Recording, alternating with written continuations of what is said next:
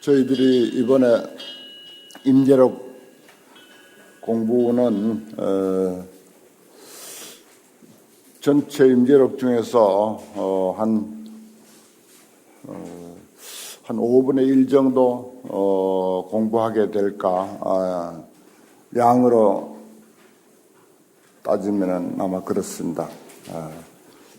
지난번에 여기서 제가 이제 금강경 핵심 강좌를 한번 했습니다.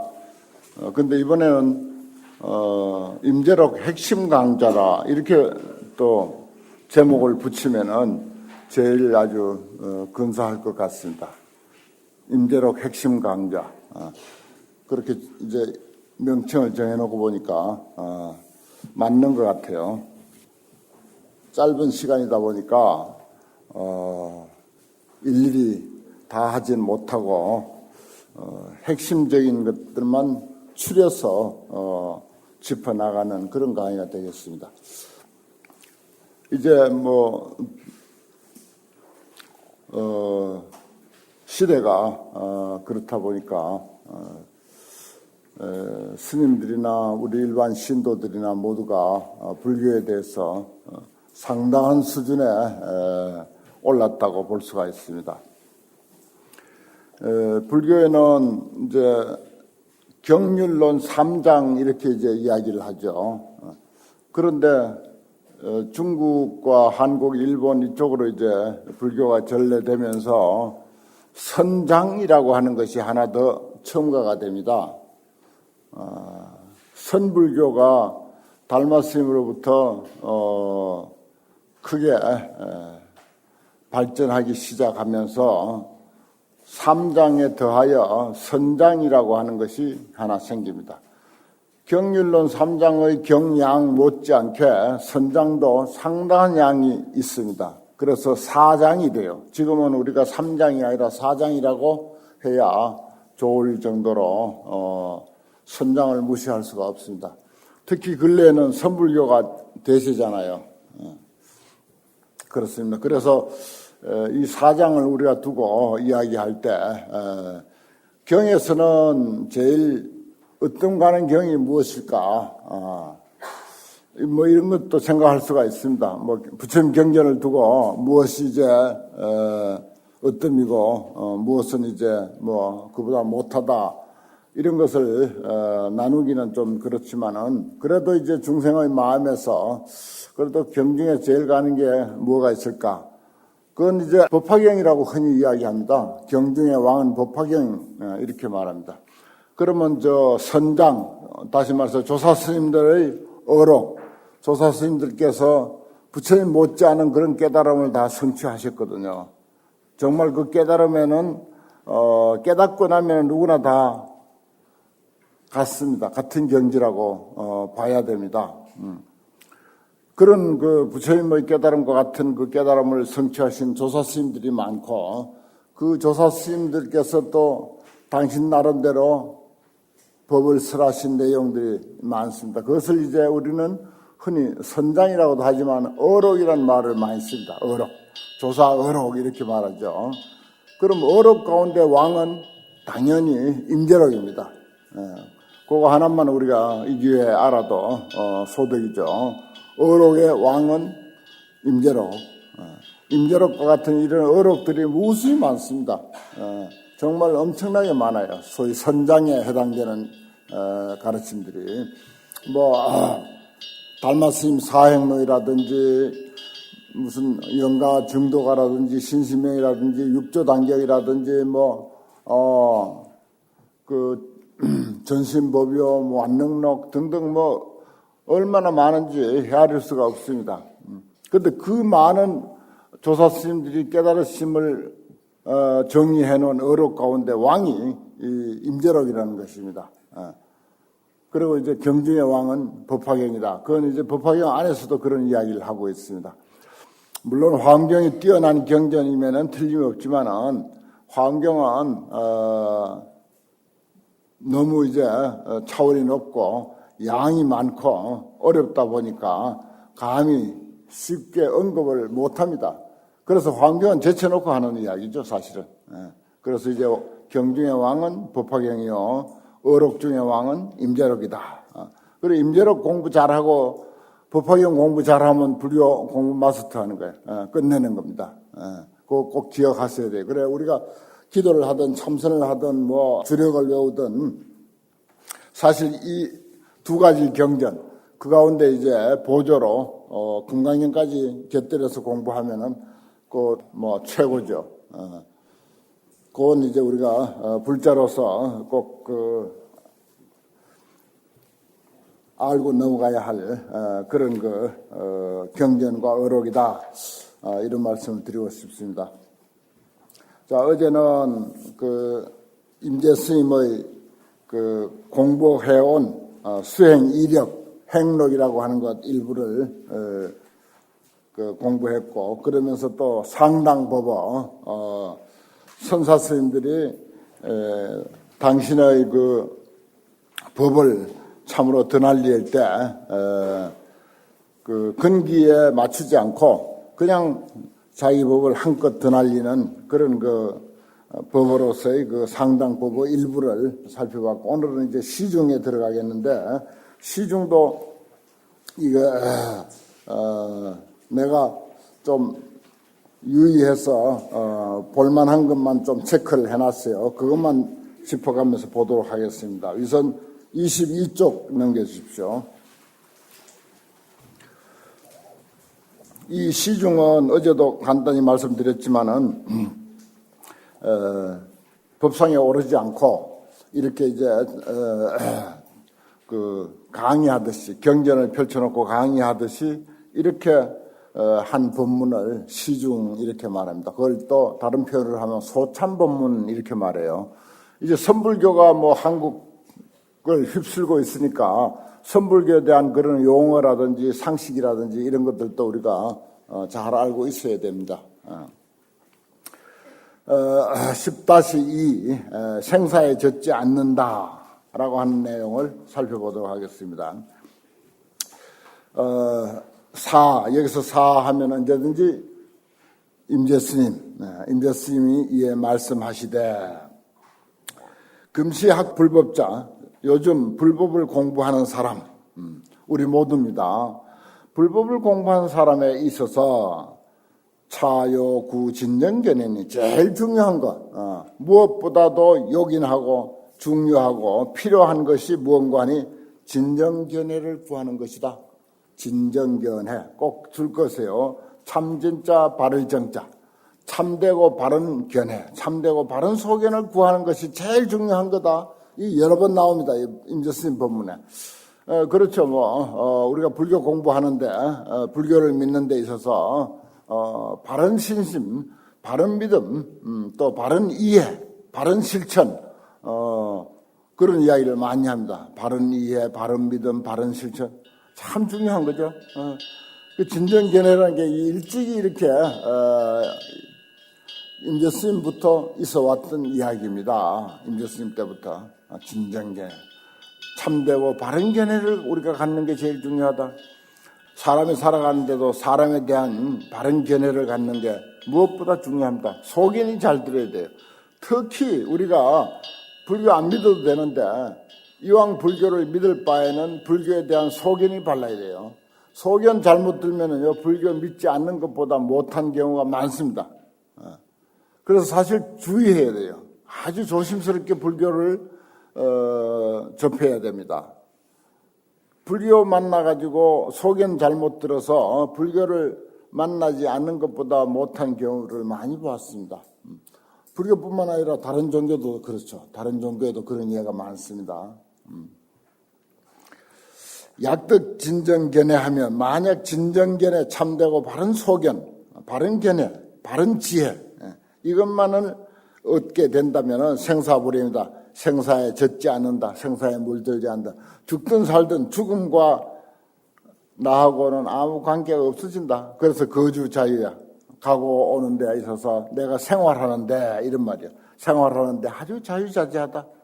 생사에 물들지 않는데, 생사에 끄달리지 않는데, 생사에 빠지지 않는데 무엇이 두렵겠습니까? 뭐가 부자유스럽겠습니까? 아무것도 두려울 거 없습니다. 심지어 정말 아무리 고통스러운 병고라 하더라도 그 두려워하고 고치려고 하고 아파하고 괴로워하고 하는 거 왜 그럽니까? 죽음이 두려워서 그래요. 죽음이 두려워서. 그 죽음을 초탈했다면 뭐 그까짓 거 아무 문제 될 게 없습니다. 하물며 명예를 재산인이 하는 게 무슨 문제가 되겠습니까? 그래, 거주자야. 우리가 살아가는 데 있어서 자유스럽다. 그러면은 불효구 수성이나 수성자지라 그랬어요. 수성이 뭡니까? 아주 훌륭한 인생, 성공적인 삶. 정말 내가 살고 싶은 그 삶, 내가 이루고자 하는 그 경지, 뭐 그게 부처의 자리가 됐든지 무슨 하나님 자리가 됐든지 보살의 지위가 됐든지 대통령 자리가 됐든지 무슨 장관이나 국회의원이나 아니면 그룹 회장 자리가 됐든지 이 수승이라고 하는 것은 그렇죠.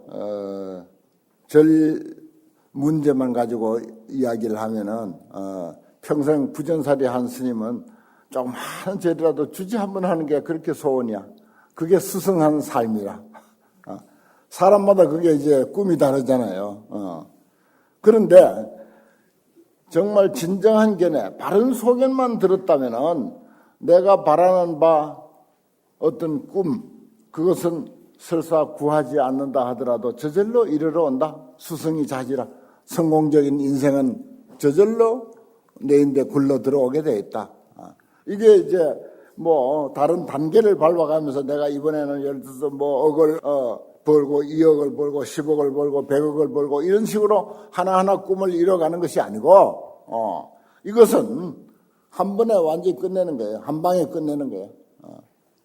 진정견에 인생에 대한 바른 소견만 갖춰진다면은 생사 문제도 아무 상관없고 그 다음에 내가 바라는 바 성공적인 삶, 정말 행복한 삶, 평화로운 삶, 그게 늘 우리 꿈이었었는데 그것도 저절로 오게 돼 있다 이랬어요. 그럼 그 진정견해라는 게 뭐냐? 이런 이야기를 얘기 쭉 합니다. 진정견해. 제일 임재 스님께서 제일 자주 하신 말씀이 요건데 진정견해가 중요하다. 사람이 살아가는 데 있어서 참되고 바른 소견이 중요하다. 살리면 눈이 보배라고 하잖아요. 인생을 사는데 견해가 중요해. 소견이 중요해. 소견만 제대로 들어놓으면요. 장사를 해도 잘할 수가 있고 집안에 살림을 살아도 잘 살 수가 있고 대인관계도 잘하고 공부를 해도 잘하고 요거는 소견이라 눈이거든요. 눈, 안목 그러잖아요. 소견은 일명 안목 이러지 않습니까? 도리야 도 닦는 벗들이여 이렇습니다. 육조 스님께서는요 모두 오늘 불교에 처음 입문한 사람도 선지시가 이랬어요. 참 아주 멋진 표현을 했죠. 선지시가. 임재 스님은 도리야 그랬어요. 도리야 도 닦는 벗들이여 그 말입니다. 도 닦는 벗들이여. 우리 모두 이 임재 스님 이 법문 회상에 동참했으면 우리 모두가 도리야. 그냥 뭐 스님이다 뭐 신도다 없어. 그냥 도리야. 아무 분별이 없어요. 그냥 이 말 알아듣는 사람은 전부 우리 모두 도리야. 이제 앞으로 도리라고 불러요. 전부 도리야. 참 좋은 표현이죠. 도리야. 지어 자고 선덕은 다만 저 옛날 선덕들은 선덕하면은 이제 도를 많이 닦은 덕이 높은 그런 분들은 계유 출인 저론이라 다 출세의 길이 있다. 출인 남보다 뛰어난 그런 길이 있다. 옛날에 훌륭한 스님들, 훌륭한 도인들은 모두 다른 사람보다 뛰어난 그런 그 삶을 살았다. 물론 그래요. 그렇지만은 여 산성지시인처는 나는 다르다 이 말이에요. 나는 산성지시인처라고 하는 것은 바로 임재 스님 자신을 두고 하는 소리입니다. 다른 모든 큰 스님들은 다른 모든 과거 도인들은 다 모두 남보다 뛰어난 길이 있어. 그 나름대로 다 주장이 있고 사상이 있고 그리고 그 나름대로 어떤 인생관이 다 있어. 내려라 해. 물어보면 다 자기 인생관 다 있어요. 그런데 산성지신처럼 산성이 내가 사람들에게 지시하는 내가 사람들에게 주장하고 가르치는 그 곳은 뭔관이 요 줄 거야 돼요. 지요이 불수인옥 넉자. 불수인옥. 좋은 말입니다. 이것도 다른 선사들은 말 안 하는 거예요. 임재 스님이 하신 말씀입니다. 불수인옥. 안 입을 자 받을 숫자 사람인 자 미혹할 혹자. 다른 사람으로부터 미혹을 받지 않는다. 딴 사람인데 안 속는다 이 말이야. 다른 사람에게 안 속는다. 나는 사람들을 뭘 가르치는가? 제발 딴 사람에게 속지 마라. 그것만 가르친다 이거야. 그 딴 사람이란 뭐다? 부처, 조사, 보살, 선지식, 선생, 화엄경, 법화경, 임재록. 이 세상에 이렇다 하는 주의 주장 이 모든 것을 다른 사람이래요. 다른 사람에게 속지 않는다. 이거 중요합니다. 임재 스님은 자신이 가르치면서도 내인데 속지 말라. 그래요. 이것이 딴 사람하고 다른 이야기다. 딴 사람들은 다 달리 가르치는 방법이 있어요. 그런데 임재 스님 하신 말씀은 불수인옥이야. 나는 딴 사람에게 속지 마라 제발. 안 속고만 살면은 그 인생 잘 사는 거다. 사실 그렇죠. 지금 여러분들 전부 속아서 여기 왔어요. 그거 아셔야 돼. 전부 속아서 왔어요. 그런데 제대로 안 속은 사람은 와도 온 것도 아니야. 온 사람은 전부 속았다 하니까 이거 큰일 났구나 싶지만은 와도 온 것이 아닌 상황이 되면은 와도 괜찮고 가도 괜찮고 안 와도 괜찮고 또 와도 괜찮아. 그런 길이 있습니다. 그래서 이제 아주 임재 스님은 그 가르침이 독특하죠. 그 다음에 요용 변용 쓰고 싶으면 작용하고 싶으면 작용을 요하거든 곧 작용하라. 작용을 요하거든 곧 작용하라. 목마르면 가서 물 마시세요. 또 화장실 급한 분은 가서 화장실에 볼일 보세요. 눕고 싶은 분은 어디 가서 누우세요. 일어서고 싶은 사람은 일어섰어요. 이겁니다. 요용 변용. 필요한 작용이 있으면 곧 필요한 대로 작용하시라 이 말이에요. 볼 일 있으면 보고 들을 일 있으면 듣고 메모할 일 있으면 메모하고 이게요. 요용 변용 참 중요한 말입니다. 임재록에서. 갱막지이라 머뭇거리지 마라. 더 이상 머뭇거리지 마라. 뭐 머뭇거릴 게 있냐. 듣게 되면 듣고 보고 싶으면 보고 말하고 싶으면 말하고 지금 그렇게 하고 있어요. 사실 또 요용 변용. 그러니까 우리가 다른 어록 경전하고 다른 것은 말할 것도 없고 다른 어록하고도 전혀 달라요. 다른 조사 스님들의 어록하고 이 임재록하고는 또 다릅니다. 그 어록 중에 왕이라고 하는 거예요. 그 임재 스님을 이 기회에 우리가 만난 것은 참 불법 만난 것 중에 아주 특별한 아주 다행이다 이렇게 말할 수가 있습니다. 요용변용 갱막지 더 이상 머뭇거리지 마라. 마음 내킨 대로 살자 이거예요. 여금 학자 부덕은 병제 삼초. 요즘에 그런데 학자들이 공부하는 사람들이 불교를 공부한다고 하는 사람들이 그렇게 되지 못하는 것은 요용 변용 하지 못하는 것은 병제 삼초. 병이 어느 곳에 있는가? 왜 그런가 말이야. 무엇에 잘못돼서 그런가? 병제 부자신천이 병이라고 하는 것은 스스로 믿지 못하는 데 있다. 자기 자신이 완전 무결한 존재라고 하는 사실, 자기 자신이 그대로 부처라고 하는 사실에 대해서 압니다. 아무리 여러 번 이야기하고 경전이나 어록에서 말씀을 했어도 도대체 그게 믿으려고 들질 않아. 법화경에서 귀불, 나무불 이런 한마디 연불로서 개이 성불더라 다 이미 불도를 이뤄마쳤다라고 하는 말에 무수히 있습니다. 그게 뭡니까? 말 한마디 할 줄 아는 이 사실이야. 말 한마디 듣는 이 사실이야. 요용 변용 쓰고 싶으면 쓰고 보고 싶으면 보고 일어서고 싶으면 일어서고 앉고 싶으면 앉는 이 작용 바로 그 작용 그 사실 그 진실에 대해서 자신이 스스로 믿질 않아. 실컷 하루 종일 쓰고도 뭐가 들어서 그렇게 작용을 하는지 거기에 대해서 되돌아볼 줄 몰라. 반조할 줄 몰라. 돌이켜볼 줄 몰라. 하루 종일 차에 태워가지고 온갖 곳을 다 구경시켰는데 그 차가 이게 도대체 누구 차인지 누가 운전했는지 모르는 거하고 똑같아.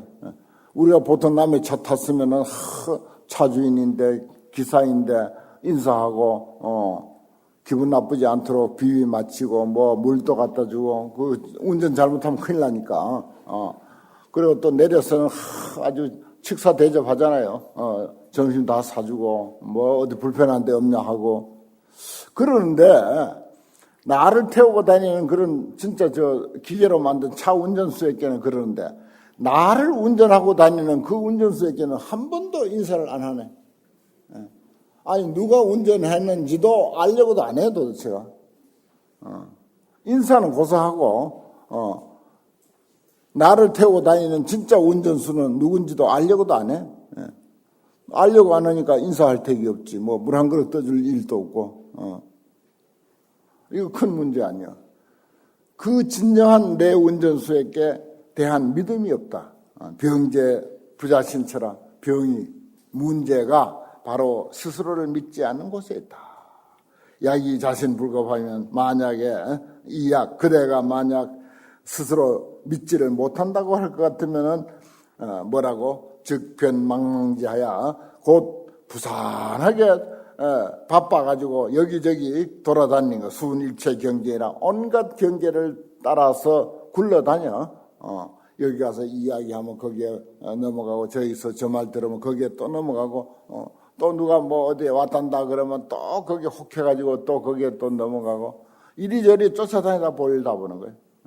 그래서 뭐라고 피타 만경 회하나야 부득자이니라 온갖 경계 만 가지 경계에 끄달려 다니느라고 회환 내가 그냥 내가 아니고 경계가 돼버려. 어디 가버리고 없으니 나는 이미 뭐 잊어버리고 내 주인공은 놓쳐버리고 그만 경계 대상에 그만 이끌려가지고 멍하게 정신 잃고 그냥 정신 하나도 차리지 못한 상태로 그래가지고 자유가 없어. 그 사람 하는 대로 하는 거지. 완전히 그냥 꼭두각시가 돼버렸어. 그런 상황에까지 이른다 이 말입니다. 우리 사람들이. 그래서 이 임재록의 진정한 가치는 우리가 정신을 잃고 있는 우리들에게 특히 현대인들에게 어떤 그 자주성을 일깨워주는 자기 자신을 되찾게 해주는 그런 가르침입니다. 그래 뭐라고 수처작주 그랬잖아요. 우리가 어느 상황에 가든지 어디에 가든지 주인 노릇을 하라. 주인이 되라. 주인이 되라. 그 우리가 여기서 아무리 임재록이 뛰어나고 훌륭한 처음 듣는 가르침이라 하더라도 임재록 쫓아가면 안 되는 거예요. 이거는 그냥 여벌로 재미삼아 들어야 돼. 참고로 들어야지. 진짜는 내 자신이거든요. 내 자신이 진짜 보물이야. 뭐 임재록 이게 뭐겠습니까 지금. 종이고 먹이고 기껏해야 뭐 어떤 법사가 와서 하는 소리에 불과한 거지. 진짜 자신은 나라고. 그까지 임재록 별거 아니야. 그래서 임재록이 좋다고 임재록에 푹 빠져버리면 그 또한 임재록이 주인이 돼버리고 내가 나그네가 돼버려. 그거 있을 수 없잖아요. 어디 가든 내가 주인인데 어디 가든 내가 주인이 되라고 가르치는 것이 임재록인데 오히려 반대로 산다면 그건 말이 아니잖아요. 임재록 불교는 이렇습니다. 그동안 우리가 알던 불교하고 전혀 다르죠. 그래서 이런 것들도 한 번씩 뭐라고 할까 톡 쏘는 불교에 아주 부드럽고 입에 잘 넘어가고 맛있고 하던 그런 불교만 자꾸 우리가 습관적으로 많이 이제 섭취를 해왔는데 요거는 소화가 될지 안 될지 모르겠어. 입에 넣으니까 톡 써. 뭐를 막 콱 찌르는 것 같기도 하고 어떤 면에는 속이 시원하고 막 가슴이 풍 뚫리는 것 같기도 하고 창자가 확 비어버리는 것 같기도 하고 그런데 이게 소화가 될지 안 될지도 사실은 잘 모르겠고 그러나 아무튼 새로운 음식이야. 아주 독특한 새로운 음식을 지금 먹는 거예요. 간혹 이제 이런 음식을 또 자세 본 분도 있겠지. 그런 분들은 아주 쑥쑥 가뭄에 비가 내리는 것과 같이 쑥쑥 잘 스며들 겁니다. 그 마음 놓고 그냥 섭취하십시오. 소화 안 될 일은 없습니다. 괜찮아요.